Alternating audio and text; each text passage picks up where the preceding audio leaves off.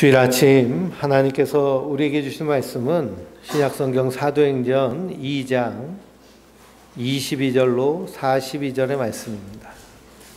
사도행전 2장 22절로 42절의 말씀, 신약성경 188페이지에 있는 말씀을 우리 한 목소리로 같이 읽겠습니다. 이스라엘 사람들아, 이 말을 들으라. 너희도 아는 바와 같이 하나님께서 나사렛 예수로 큰 권능과 기사와 표적을 너희 가운데 베푸사 너희 앞에서 그를 증언하셨느니라.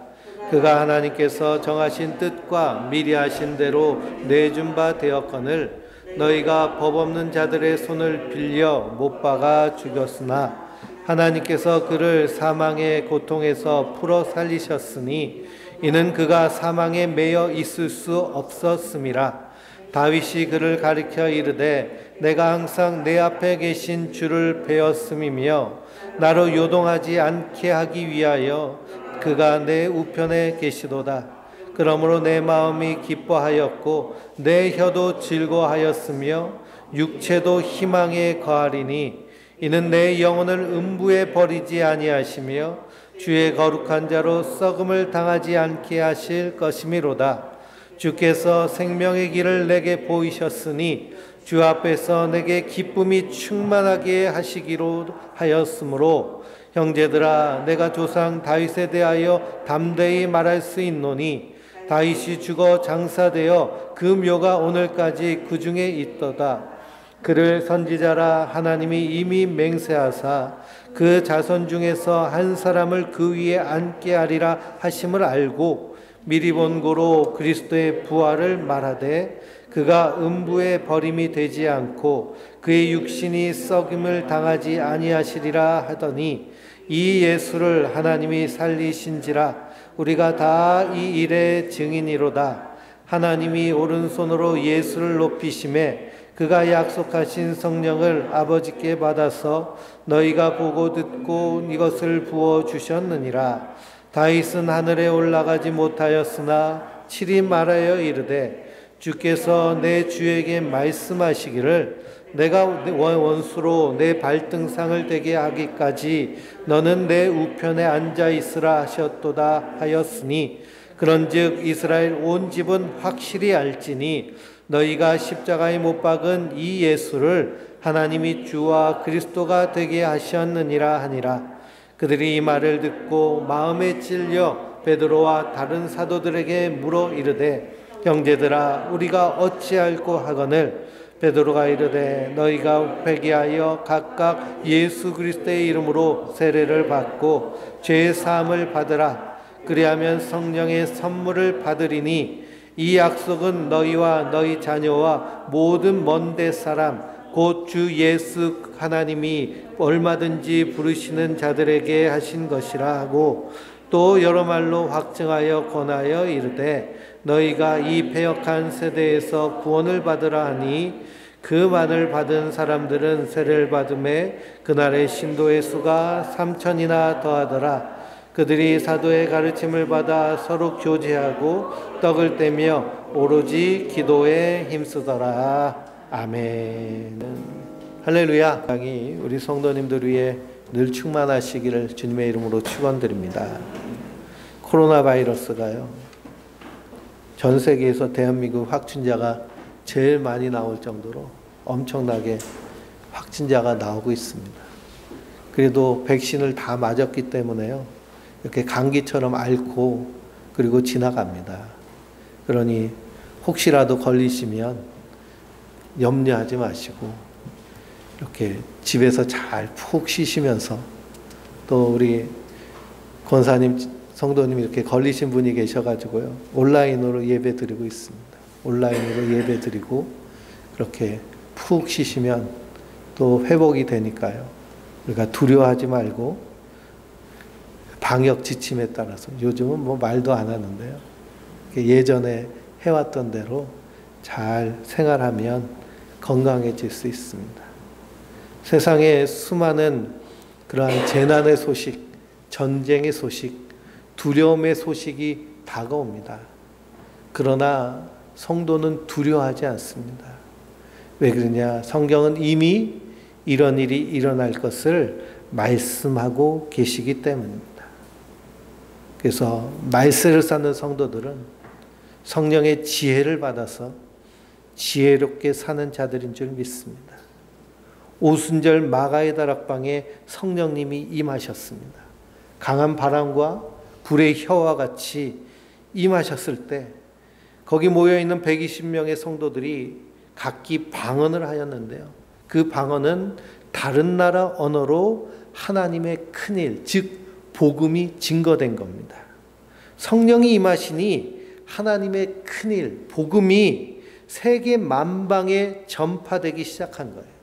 오직 성령이 너희에게 임하시면 너희가 권능을 받고 온 유다와 사마리아와 땅끝까지 이르러 내 증인이 되리라 하신 이 예수님의 선포하신 말씀이 지금 성취되고 실현되고 있는 줄 믿습니다.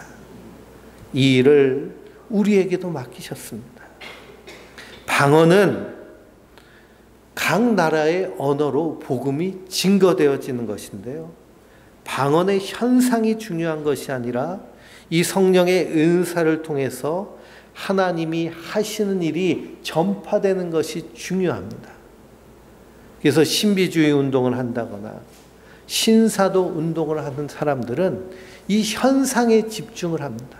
방언을 한다든지 예언을 한다든지 병을 고친다든지 여러 가지 기적이 일어난다든지. 근데 이 현상을 통해서 어떤 일이 일어나야 될까요? 하나님의 복음의 큰 일이 증거돼야 될 줄 믿습니다. 현상만 쫓아다니면 안 돼요. 그래서 사도 바울은 분명히 경고하고 있습니다. 경건의 모양은 있으나 경건의 능력은 부인하는 자들에게서 떠나가라는 거예요. 그 사람들하고 같이 하지 말라는 겁니다. 모양만 있고 내용이 없는 것에 대해서 분명히 경고하고 있습니다. 성령이 임하시면 우리 안에 다양한 은사들이 나타납니다. 그 은사들을 통해서 하나님의 교회를 풍성하고 유익하게 만들 뿐만 아니라 반드시 무슨 일이 일어나야 될까요? 복음이 증거되어야 될 줄 믿습니다. 자기들끼리만 모여가지고 손에 금가루가 떨어지고 은가루가 떨어지고 이빨에 금리빨이 생기고 아무 의미가 없습니다. 이것으로 말미암아 죽음 가운데 심판 가운데 놓인 영혼들이 구원받는 일, 이것이 가장 중요합니다. 그래서 사도행전 2장은 베드로의 설교가 핵심적입니다. 성령이 임하시니 요엘서의 말씀과 같이 말세의 내영이 모든 육체에 부어지니 하나님의 영이 부어지니 자녀들은 예언하고 청년들은 환상을 보고 노인들은 꿈을 꾸는데요. 하나님의 비전을 보게 됩니다. 하나님의 비전을 바라보니 이 세상이 어떤 모습이에요?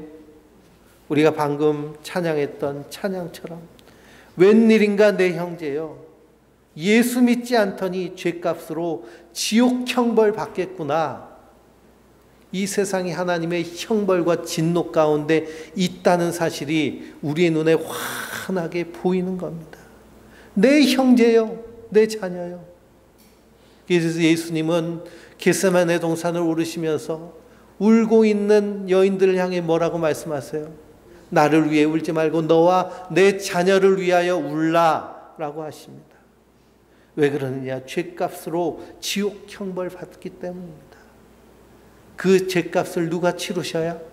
예수님이 치르셔야만 감당할 수 있는 것이 죄값이기 때문이에요. 저 마귀가 마지막 때 심판받을 때 지옥 형벌에 누구도 같이 가는 거예요. 죄인인 인생도 같이 들어가는 겁니다. 세상 물질 불탈 때 세상만 사모하며 바라본 사람들은 어떻게 될까요? 거기서 함께 불타는 겁니다. 이 522장 웬 말인가 내 형제여는 찰스 웨슬리 목사님이 작사하고 작곡한 찬송입니다. 요한 웨슬리 목사님이 웨슬리안 부흥 운동을 할 때요. 그때 집회에 모인 사람들이 설교를 듣기도 하지만 찬송을 통해서 은혜를 받습니다. 하나님의 심판이 분명하다는 겁니다. 하나님의 영이 임한 사람, 성령 받은 사람은요, 무엇을 분명히 알고 있어요? 하나님의 세상을 심판하실 것에 대한 죄에 대해서 분명한 인식이 있습니다. 그래서 요한복음 16장에도 성령이 너희에게 임하시면 죄에 대하여, 의에 대하여, 심판에 대하여 세상을 책망하시리라 라고 하신 그 말씀처럼 하나님의 영이 임하시면 자녀들은 예언하며 청년들은 환상을 보고 노인들은 꿈을 꾸는데요. 무엇에 대한 꿈과 환상과 예언이에요? 하나님의 심판과 그리스도를 통한 구원에 대한 그 비전을 바라보고 이 땅에서 하나님 나라를 살아내는 줄 믿습니다. 이것이 바로 성령 충만함 받은 성도의 삶의 모습이에요. 왈랄랄라 샤샤샤 방언한다고 성령 받은 것이 아니라 이 땅이 반드시 하나님 심판하실 것을 믿고 오직 예수님만 의지하며 이 땅에 소망 두지 않고 하나님 나라에 소망을 두고 하나님 나라를 살아내는 자가 성령 받은 자인 줄 믿습니다. 베드로 사도는 계속해서 이스라엘 사람아 들으라 라고 합니다. 이스라엘 사람들. 예수님 당시에는요, 유대인들만 남았어요. 12지파 중에 유대 지파와 베냐민 지파만 명맥을 유지하고 있습니다. 그러나 이스라엘이라 함은 하나님의 택한 백성을 향하여 들으라 라고 선포하고 있는 것이죠. 즉 우리를 향하여서도 하고 계시는 하나님의 말씀인 줄 믿습니다. 너희가 아는 바와 같이 하나님께서 나사렛 예수로 큰 권능과 기사와 표적을 너희 가운데 베푸사 너희 앞에서 그를 증언하셨느니라 라고 말씀하십니다. 그러니 하나님께서 예수님을 자기 백성에게 증거하신 방법이 있는데요. 세 가지입니다. 큰 권능과 기사와 표적. 이것을 쉽게 말하면 기적과 능력과 표적이에요.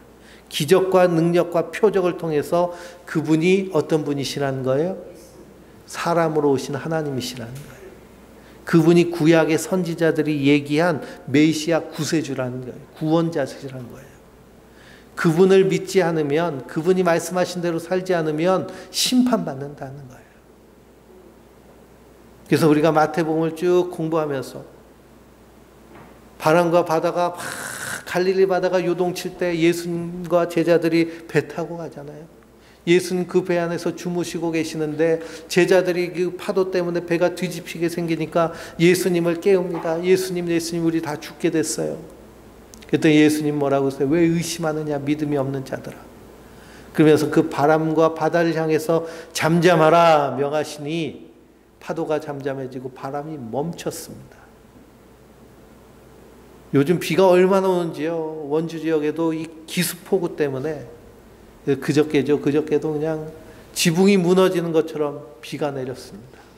혹시 비가 너무 많이 와가지고 지붕이 무너졌거나 집이 떠나러 계신 분들은 저한테 말씀해 주시면 우리 연회와 본부에서 이렇게 구제비를 보내주신대요. 그래서 사진 꼭 찍어가지고 첨부해 주시면 되겠습니다.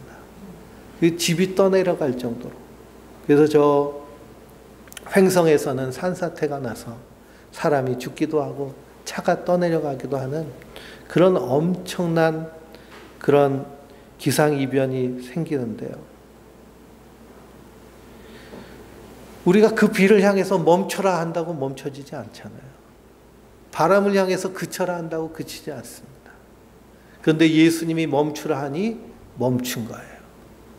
예수님이 누구시기 때문에 그 온 우주와 세상을 창조하신 하나님이시기 때문에 그 말씀에 순종하는 줄 믿습니다. 그래서 예수님의 기적과 능력과 표적을 통해서 하나님은 그가 바로 메시아 구세주 사람으로 오신 하나님이심을 증거하고 계신 거예요. 그 예수님께서 우리의 허물과 죄를 위해서 십자가에 달려 죽으셨습니다. 이것은 하나님께서 정하신 뜻과 미리 예정하신 것이지만 그러나 베드로는 분명히 선포합니다. 뭐라고 해요? 너희가 법 없는 자들의 손을 빌려 못 박아 죽였으나 그랬습니다. 십자가로 구원할 것은 미리 예정하신 일이지만 법 없는 자들의 손을 빌려서 너희가 못 박아 죽였다는 거예요. 법 없는 자는 어떤 자들이에요? 법 위에 서서 칼날을 휘두르는 자들이 법 없는 자들입니다. 대한민국에도 법 없는 자들이 많잖아요. 그렇죠? 법 위에 서서 자기들은 지키지 않으면서 칼날 휘둘러가지고 사람 죽이는 사람들. 그러니 예수님 당시에 제사장들과 설기관들과 바리새인들이 그 예수님을 십자가에 못 박아 죽였습니다. 근데 누가 죽였다고 그래요? 너희가 라고 합니다. 너희가 죽였다. 그러니 너희가 예수님을 죽였다라는 것이 베드로의 설교예요. 그러니 예수님을 십자가에 못 박아 죽인 자들은 누굴까요? 세상과 버타여 사는 내가 세상의 주인, 임금이 되고 싶어하는 모든 인생이 예수님을 십자가에 못 박아 죽인 줄 믿습니다. 그때 그 무리들이 예수님을 못 박은 것이 아니고요. 누가 못 박았어요? 내가 못 박은 거예요.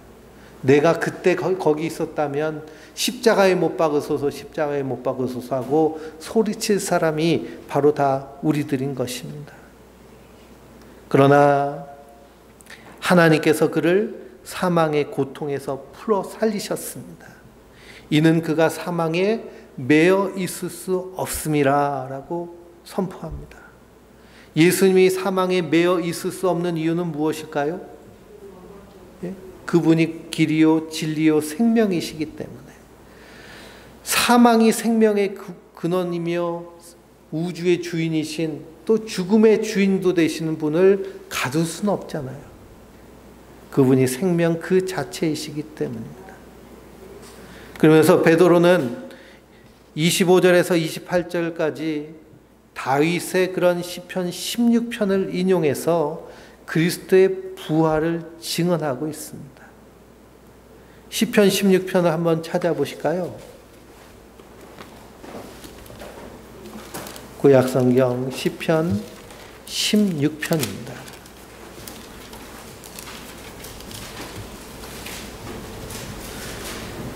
우리 한번 같이 읽어보겠습니다. 하나님이여 나를 지켜소서. 내가 주께 피하나이다. 내가 여호와께 아뢰되 주는 나의 주님이시오니 주밖에는 나의 복이 없다 하였나이다. 땅에 있는 성도들은 존귀한 자들이니 나의 모든 즐거움이 그들에게 있도다. 다른 신에게 예물을 드리는 자는 괴로움이 더할 것이라. 나는 그들이 드리는 피의 전제를 드리지 아니하며 내 입술로 그 이름도 부르지 아니하리로다. 여호와는 나의 산업과 나의 잔의 소득이시니 나의 분깃을 지키시니이다. 내게 줄로 재어준 구역은 아름다운 곳에 있으며 나의 기업이 실로 아름답도다. 나를 훈계하신 여호와를 송축할지라. 밤마다 내 양심이 나를 교훈하도다. 내가 여호와를 항상 내 앞에 모심이여 그가 나의 오른쪽에 계심으로 내가 흔들리지 아니하리로다. 이러므로 나의 마음이 기쁘고 나의 영도 즐거워하며 내 육체도 안전히 살리니 이는 주께서 내 영혼을 수월에 버리지 아니하시며 주의 거룩한 자를 멸망시키지 아니하실 것임이니이다. 주께서 생명의 길을 내게 보이시리니 주의 앞에는 충만한 기쁨이 있고 주의 오른쪽에는 영원한 즐거움이 있나이다. 아멘. 다윗은 하나님이여 나를 지켜주소서. 내가 주께 피하나이다 라고 찬양하며 주님께 피합니다. 주님께서 다윗을 어디서부터까지도 지켜주실 것이기 때문에요. 수월, 지옥입니다. 수월은 사망과 지옥에서까지도 지켜주실 분이 하나님이시기 때문에. 그래서 10절 말씀에 주께서 내 영혼을 수월에 버리지 아니하시며 주의 거룩한 자를 멸망시키지 아니하실 것임이니이다 라고 찬양합니다. 다윗은 그 약속을 받았어요. 누구를 통해서? 그리스도를 통해서. 그래서 내 왕위가 영원하리라 라고 하십니다. 다윗의 자손을 통해서 그리스도가 이 땅에 오셔서 허물과 죄로 죽은 인생, 다윗도 마찬가지죠. 그를 위하여서 십자가에 달려 죽으시고 부활하심으로 생명의 길을 활짝 열어주셨습니다. 주께서 생명의 길을 내게 보이시리니 주의 앞에는 충만한 기쁨이 있고 주의 오른쪽에는 영원한 즐거움이 있나이다. 주께서 생명의 길을 다윗을 위해서 활짝 열어주신 것을 성령 충만한 다윗은 믿음으로 보고 그것을 찬양하고 있는 줄 믿습니다. 성령 충만할 때 우리도 무엇이 보여야 될까요? 주가 보이신 생명의 길이 눈앞에 활짝 열려야 될 줄 믿습니다. 다윗은 그 약속 믿고 산 사람이에요. 구약의 성도들, 믿음의 사람들, 한결같이 하나님의 이 구원의 약속을 붙잡고 산 자들인 줄 믿습니다. 그래서 베드로는 다윗이 죽어서 장사되어 그 무덤이 우리 중에 있지만 그러나 그의 육체가 희망 가운데 있고 그의 영혼이 음부에 벌어지지 아니하며 그 거룩한 자로 썩음을 당치 아니하게 하실 것이라고 선포하고 있습니다. 그 약속받았기 때문에 성도는 이 약속을 다윗과 함께 받은 자들인 줄 믿습니다. 그래서 오직 의인은 믿음으로 말미암아 사는 거예요. 하나님이 이 약속을 하셨으니 그 약속대로 될 것을 믿고 사는 겁니다.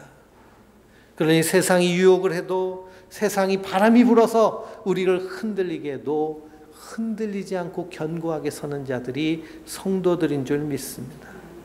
그래서 우리는 날마다 하나님의 말씀을 붙잡고 살아야 돼요. 우리가 성경 공부를 금요일날 하는데요. 사무엘 하를 공부합니다. 다윗 얘기가 나오는데요. 다윗이 하나님의 영에 충만해서 하나님 바라볼 때는 믿음으로 잘 살았어요. 근데 그 다윗도 하나님 바라보지 않고 세상 바라보고 상황 바라보고 형편 바라봤더니 어떻게 했을까요? 그냥 형편이 없는 겁니다. 형편이 없어서 블레셋으로 쫓겨갔다가 도망갔다가 미친 척하고 나오고 그냥 정욕에 눈이 멀어가지고요. 자기의 충성스러운 부인도 그냥 뺏으려고 온갖 헛짓거리 다 하고 가는 곳마다 부인 만들고 하나님의 은혜에서 잠시라도 끊어지면 다윗이라 할지라도 죄인 중에 죄인이 되는 거예요.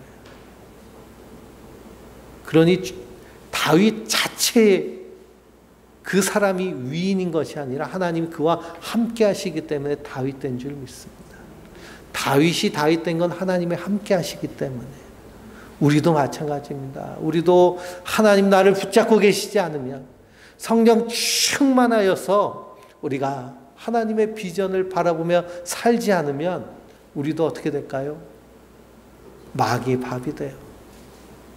세상에 그냥 바람 불 때 이리 쏠리고 저리 쏠리고 흔들리는 갈대와 같이 될 수밖에 없습니다. 그래서 사도 바울은 위의 것을 찾아라. 믿음의 주에 온전케 하여 주시는 이인 예수를 바라보자 그럽니다. 바라보자. 날마다 바라봐야 돼. 아침마다 눈 뜨면 하나님 말씀 묵상하고 기도하며 오늘 하루도 하나님의 명예를 위해 하나님의 통치를 위해 하나님의 사역을 위해 내가 살겠습니다. 선언하고 선포하고 그 은혜를 구하며 살아야 될 줄 믿습니다. 다윗은 이것을 미리 보고 오실 그리스도를 기다리며 산 거예요. 그가 열어주실 생명의 길을 미리 바라보며 오실 예수님을 믿고 삽니다. 다윗만 그런 것이 아니고요. 히브리서 11장의 믿음장에 보면 아브라함이 믿음의 조상이 되었는데요. 아브라함이 시험을 받을 때, 즉 100세에 나온 아들 이삭을 번제로 바치라고 하는 하나님의 명령을 들을 때에 그는 약속받은 자로 돼 그 외아들을 드렸느니라 라고 되어 있습니다. 이 히브리서 11장 17절인데요. 그가 말하기를 내 자손이라 칭하는 자는 이삭으로 말미암음이라 라고 하나님 약속받았거든요. 그러니까 이거 번제로 이삭을 죽여도 누가 살리실 걸 믿는 거예요? 하나님이 살리실 걸 믿는 거예요. 그래서 하나님은 죽은 자 가운데서 다시 살리시는, 없는 것을 있는 것으로 부르시고 죽은 자를 살리시는 하나님을 믿었어요.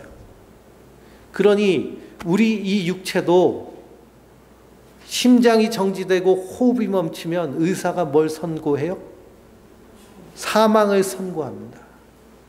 저희 아버지가 돌아가실 때 어머니가 미국에 계셨어요. 누나 집에 있어가지고. 그래서 급하게 이미 심정지는 왔는데요. 어머니가 오셔야 장례를 치르고 형제가 와야 장례를 치르니까요. 그 급하게 심폐소생술을 하고 인공호흡기를 끼고 그리고선 3일간 기다렸습니다. 근데 더 이상 기능을 하지 못하니까요. 의사가 부르더라고요. 그러더니 최정환님은 사망하셨습니다. 사망 선고를 내리더라고요. 의사가 사망 선고 내릴지라도 누가 살리실 걸 믿고 하나님이 살리실 걸 믿고 사는 것이 믿음의 삶이에요. 이 몸이 심장이 멈추고 호흡이 멈출지라도 의사가 최은광 사망 선언했을지라도 누가 살리시는 거예요? 하나님이 살리시는 거예요. 이게 하나님의 약속이에요. 성도는 이 약속 붙잡고 사는 자들이에요. 아브라함은 그 약속을 붙잡고 오실 메시아 그리스도를 기다리며 믿음으로 살았습니다. 그래서 히브리서 11장 24절에 보면 믿음으로 모세는 장성하여 바로의 공주의 아들이라 칭함 받기를 거절하고 도리어 하나님의 백성과 함께 고난받기를 잠시 죄악의 낙 누리는 것보다 더 좋아하고 그리스도를 위하여 받는 수모를 애굽의 모든 보화보다 더 큰 재물로 여겼으니 이는 상 주시는 이심을 바라봄이라 라고 선언하고 있습니다. 모세는 누구의 아들이었어요? 바로의 공주의 아들이었어요. 바로의 공주의 아들이면 뭘까요? 왕자예요, 왕자. 그리고 왕위의 계승 순위에 있는 그런 아주 VVVIP입니다. 핵심적인 나라의 그런 중요 인사예요. 근데 그걸 모세는 어떻게 했어요? 거절했어요. 버렸어요. 무엇을 바라보니? 영원한 하나님 나라와 그리스도를 통해서 이루실 구원을 바라보니 그것이 아무 의미가 없는 겁니다. 성도는 이 믿음을 가지고 사는 자들이에요. 그래서 이 땅에 나의 상황과 처지와 형편에 일희일비하지 않습니다. 모든 상황 가운데 무슨 법을 배웠어요? 자족하고 만족하는 법을 배웠어요. 내게 능력 주신 자에서 내가 모든 것을 할 수 있느니라.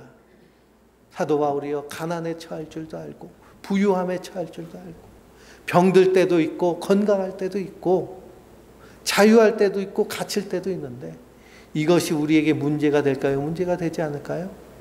전혀 문제가 되지 않아요. 왜 그러냐? 우리는 하늘의 소망을 가지고 주의 약속받은 자들이기 때문입니다. 베드로 사도는 베드로전서 1장 3절에서 찬송하리로다 우리 주 예수 그리스도의 아버지 하나님이 그 많으신 긍휼대로 예수 그리스도를 죽은 자 가운데서 부활하게 하심으로 말미암아 우리를 거듭나게 하사 산 소망이 있게 하시고 그랬습니다. 성도는 이 산 소망으로 날마다 승리하며 사는 자들인 줄 믿습니다. 그러니 너희가 무엇을 먹을까 무엇을 입을까 뭐 하지 말라고 말씀하세요? 염려하지 말라는 거예요. 산 소망을 가지고 있는 하나님의 백성, 하나님의 자녀를 누가 먹이세요? 하나님이 먹이세요. 내가 일해서 먹고 사는 것처럼 생각하지만요, 하나님이 먹이시는 거예요. 하나님이 살게 하시는 거예요. 이 약속과 믿음을 가지고 사는 것이 성도들입니다. 그 안에서 하나님의 사랑을 풍성히 누리는 자예요. 베드로는 이것을 담대하게 선포합니다. 그러면서 32절에 이 예수를 하나님이 살리셨는데 우리가 이 일의 증인이로다라고 선언합니다.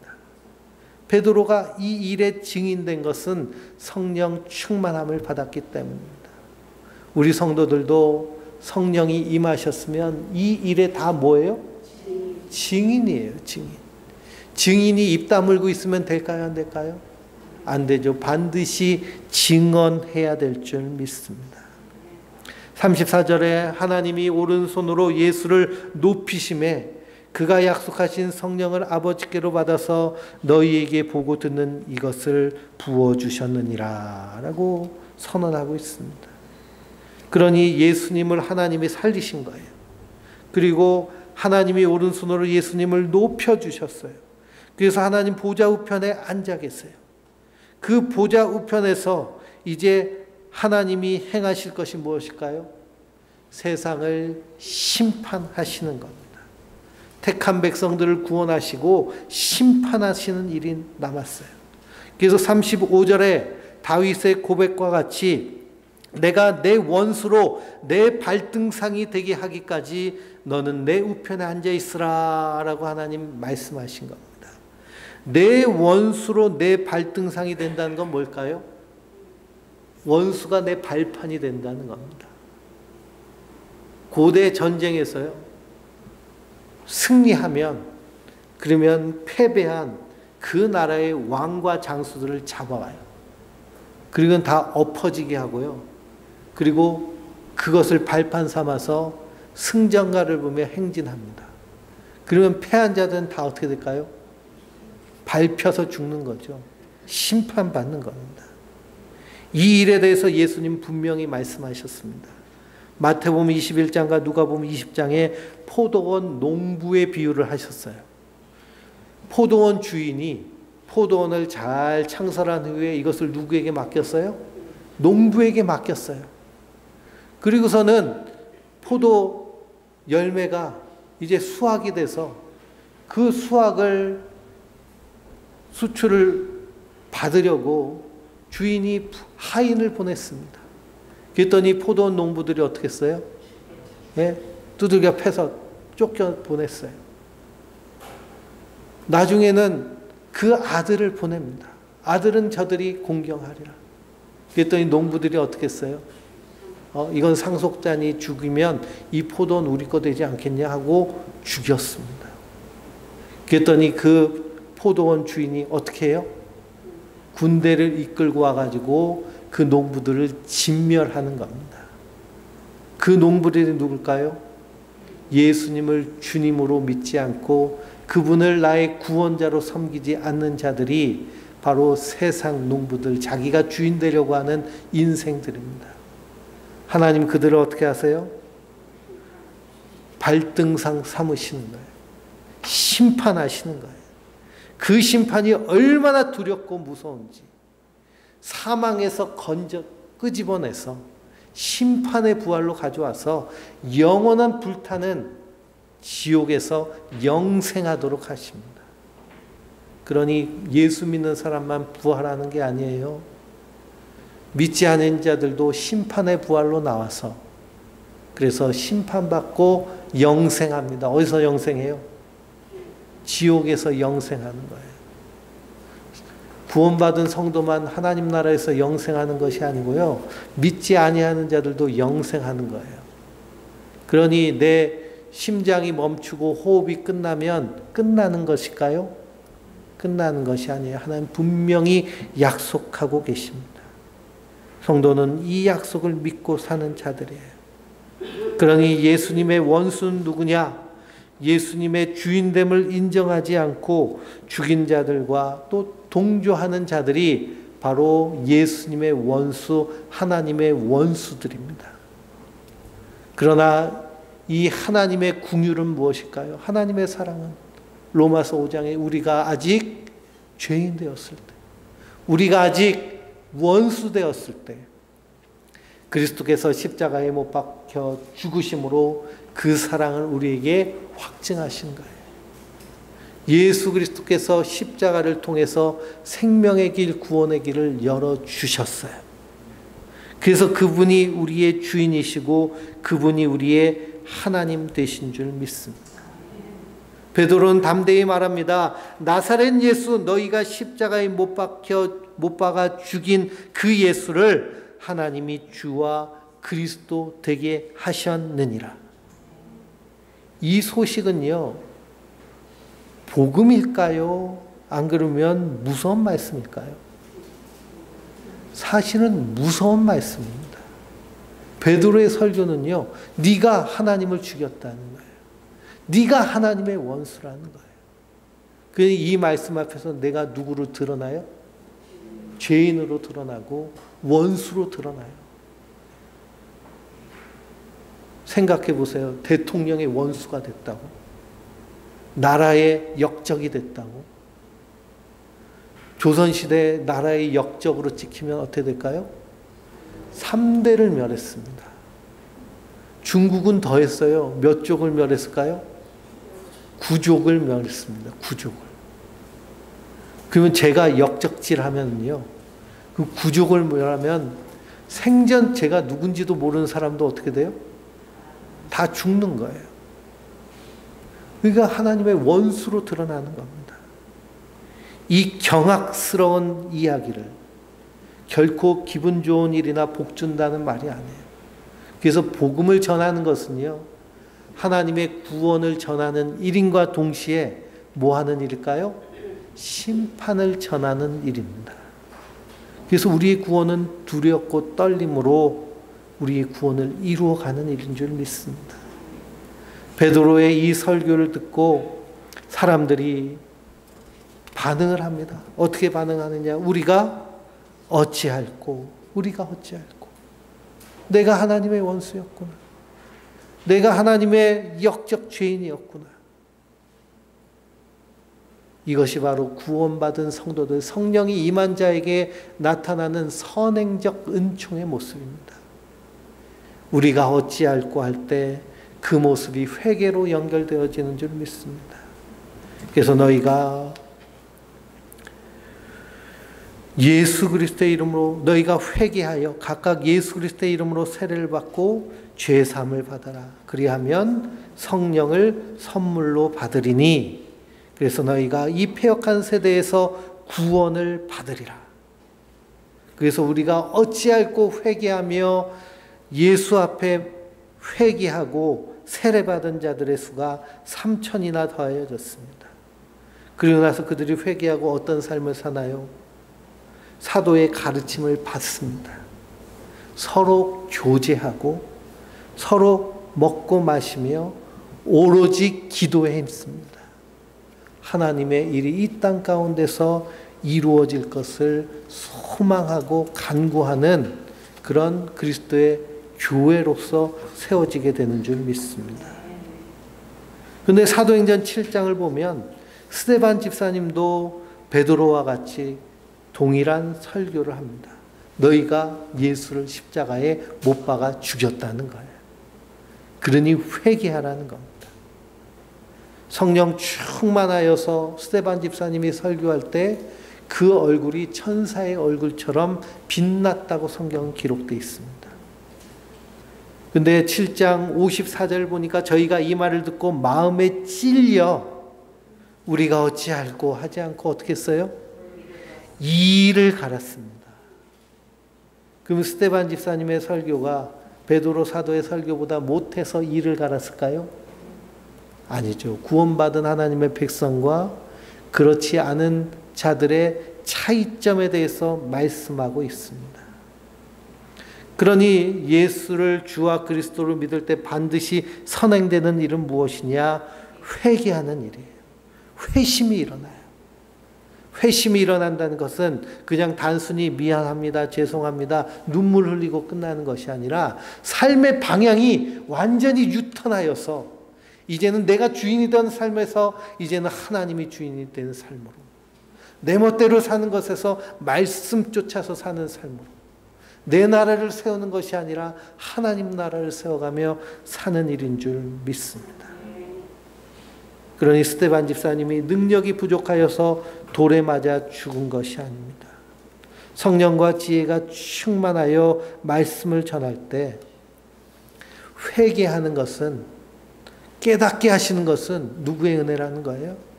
하나님의 은혜라는 겁니다. 하나님의 은혜.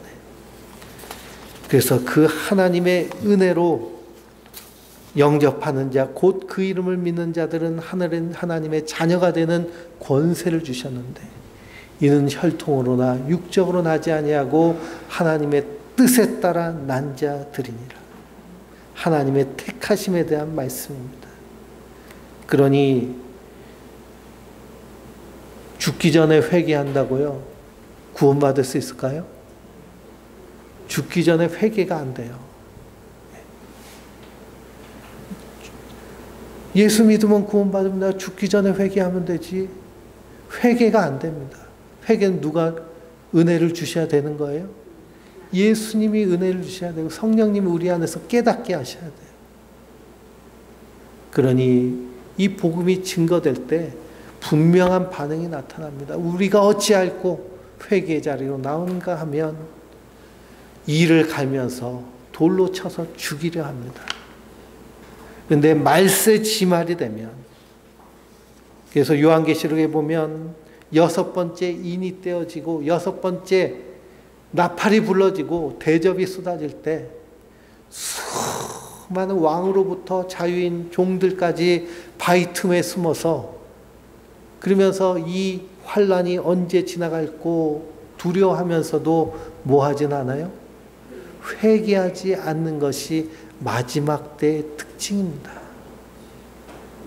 이러한 때 우리를 불러주셨으니 우리는 어찌할꼬 내 형제여 어찌할꼬 이것이 웬일인고 내 형제여. 우리가 주님 앞에 그 하나님의 은혜를 구하며 담대하게 복음을 증거해야 될 줄 믿습니다.